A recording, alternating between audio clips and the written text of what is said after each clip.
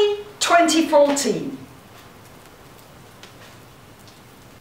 Hello Libra! This is your astrology forecast for the year ahead 2014 and also applies if you've a Libra moon or your Libra rising. Libras, this new year starts off with a great big bang with a new moon, a powerful supermoon in Capricorn. And it's falling for you in your 4th house. It's joining Pluto here. So at the same time we'll have Sun and Moon together with this supermoon. And we've also got your ruler Venus also there retrograde for the first week of this month. So this month, January, is a powerful month for you, and it's especially triggering everything connected with your home. Where you want to live? Are you happy with where you're living? Are you happy with whom you're living? Are you happy living alone? Would you rather be in a different country? Would you rather be in a different state? All these questions may be coming up, or maybe you feel as though you have to move and you don't want to move. But there's going to be a lot of things surrounding your stability, your security. And the best thing you can do, particularly for the first month of the year, Libras, is certainly to reflect on how happy you feel where you're living. Intuitively say to yourself, is this right for me? And if you get real serious intuitive messages by the end of the month, February 1st, when Venus goes direct to your ruler, and if you've still got a strong message that you should be moving or you need to change something about your home environment, then that would be the good time to do it once Venus, your ruler, goes direct. But this new moon, this new powerful moon, will want you to restructure your home. So you might start a business from home. You might also decide that you're going to do something differently with your family, with the people close to you. There may be some feeling looking at your past. This may trigger a look at your past, the people in your past, the influence that these people have had, and whether you've learned the lessons from the past, because Capricorn, the energy of Capricorn, is all about learning past lessons to be able to move on, being happier, having got through all these destructive behaviours and things that have been difficult for you, to be able to move onwards and upwards. But I would certainly say there's a strong possibility for many of you that you're going to be moving this year. Maybe moving long distance as well, not necessarily short distance. Now we've got Mars. Mars in your sign, my dear Libras, for almost 7 months, until the 26th of July. So Mars in your sign. Well, we have light, and now I'll turn it off for a moment. Here we go. So Mars always energizes things. Mars, it's a wonderful time, Libras, for you to be a little bit more assertive. I know you like to keep the peace. I know you don't like confrontation. And hopefully you won't have the need for too much confrontation. But many of you need to be prepared to be more assertive, to be a little bit more pushy, to go for what you want and what you need, to not allow people to overstep boundaries with you. And with Mars in your sign, this is a wonderful opportunity for you, Libra, to look at how you maybe let people walk over you, allow people to get away with murder, and also maybe how you don't speak up, speak out. And with Mars in your sign, you're going to feel a little more impatient. You're going to feel a little bit more peeved if somebody or something upsets you. And you may need to just let it out. And I'd say that this Mars in your sign could be a very powerful thing. It should be very good for your energy levels. You should feel as though, yes, I've got the energy to do things. Now, Mars does go retrograde between the 1st of March and the 19th of May. So you may find that your energy will back off a little bit at that point. Try not to be too mad busy during Mars retrograde. It's good to have a few things on, but not too much, because when Mars goes retrograde, you're not going to be able to accomplish everything. You might feel frustrated. By the way, these dates that I will be showing you will appear at the end of the video, so don't worry about taking notes or getting confused at this point. All will be revealed at the end of the video for you to catch up with it. So this Mars energy, when it goes retrograde, it's important to look at how you use energy. What are you using your energy on? Are you wasting time? You're doing lots of meaningless activity?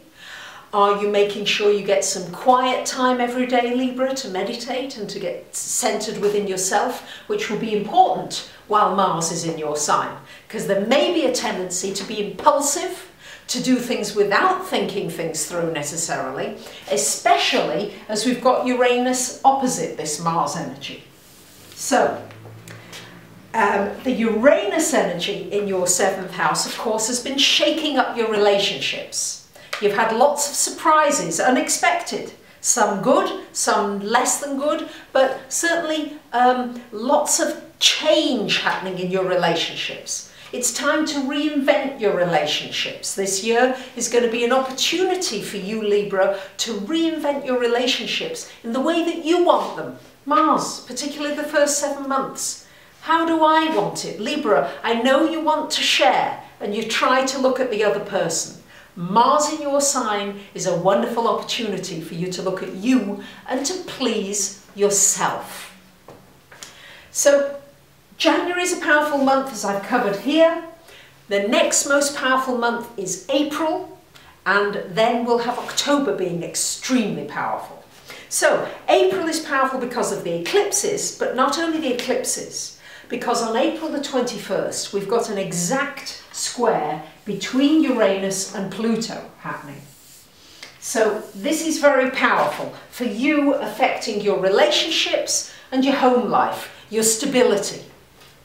Relationships getting shaken up and you feeling as though maybe a relationship breakup could be happening, but it will be for the better. Try not to hold things together too much. Try not to have rigid plans. Try to be fluid, because this square here could break up your plans. So it's okay, have a plan B, have a plan C. Just don't have one plan, because it really a lot of things could change from the outside, causing you to change that plan and causing you some disruption. It doesn't have to be disruptive, it could actually be very exciting. Uranus is an exciting planet, but when meeting with Pluto, often if something is too rigid and holding you in too much, it breaks it apart. To give you some freedom. Uranus needs freedom. You need more freedom in your relationships, Libra. Now, the other things about April are April 14th and 15th. We've got a lunar eclipse, guess what? In Libra, joining Mars. So you're going to have a lot of emotional feelings. You'll be able to tune into your emotions about what you're feeling, your relationships. Again, it's this question, Libra, of the balance in your relationships, the balance of give and take. And who can you trust? This moon here is going to make you look at who can you trust, who's loyal to you, who is safe to trust. That's going to be an important issue that will be rising at that point. April 28th and 29th, we've got a solar eclipse in Taurus at 8 degrees. So we've got the solar eclipse, and this will trigger your finances. This will trigger anything to do with joint finances. It could trigger inheritance. It could trigger somebody investing in a business idea of yours. And it could also trigger something connected with a will and maybe insurance and something to do with taxes. So important that you've got your taxes in order, especially by April 28th, 29th. So as you can see, April's a powerful month. Jupiter. We've got Jupiter, planet of good fortune, up in your 10th house until the 17th, yes, of July. So make the most, Libra, of expanding your career in some way. Maybe you need to learn some new skills. Maybe you need to go on a course to expand your skills so that you've got more to offer to the workplace. Some of you have been having challenges finding work. This is an opportunity to maybe spread yourself into a slightly different direction, to tweak what you offer and to offer more, because Jupiter always does things in big doses. So important to see what you can learn to add to what you do. On the 17th of July, this Jupiter moves into your 11th house, goes into Leo.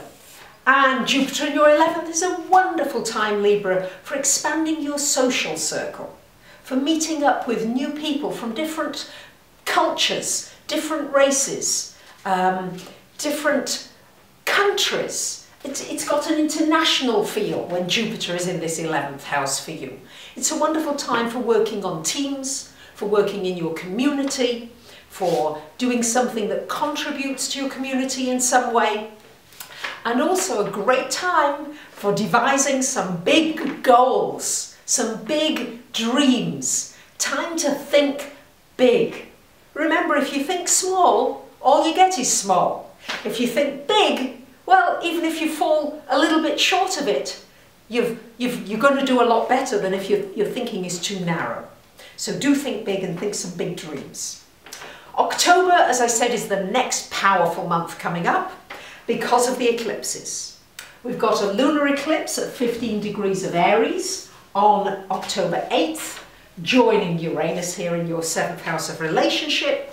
And we've got the solar eclipse here happening on October 23rd at 0 degrees of Scorpio, joining Saturn. So as you can see, these are powerful eclipses happening in October in your 7th house of relationship. Again, if you've done the work for the first 9 months of the year on your relationships, then this eclipse is not going to shake things up too much. If you've not, and things need shaking up and you're not happy in a relationship, or the boundaries are not clear, or you're being taken advantage of, then this eclipse could well shake everything up for you. And remember, a shake-up is never a bad thing. I'm thankful for the shake-up I had with moving from New Zealand to Europe and travelling and all these things. It was terribly difficult at the time, and I hated it a lot of the time. But now I'm experiencing some of the greater things about it. Yes, it's still got its challenges. So don't forget that when things are affected by Uranus, because Uranus is going to be in that house for a few years yet to come, remember that the challenges lead to opportunities for you. And here, same again, your finances. Libras, I know you've got Saturn still in this house of money until the 24th of December of this year, pretty much the whole year. And with this solar eclipse triggering that Saturn, it's important that you structure your finances, that you're realistic about your finances, that you budget, that you live within your means, that you live according to your needs and maybe not all of your wants. But it can also be a very good time for getting a good, stable foundation together for your finances. So it can be very positive as well. Don't be frightened by Saturn in that second. I've seen many people create successful businesses and great success financially for their future by looking at their assets, looking at debts, and really getting clear and planning a good foundation. And then on December the 15th, just to end the year with a little bit of a pop, we've got another exact square between the Pluto-Uranus. Of course, all through the year, certainly for the first 7 months, we've got this grand cross energy going on for you, Libra, between focusing on yourself, relationship changes, your home, and your career. I wish you a wonderful new year. Thank you for subscribing, liking, sharing, commenting. If you'd like me to take a look at your personal chart, I'd love to do so. And thank you for listening. Bye for now.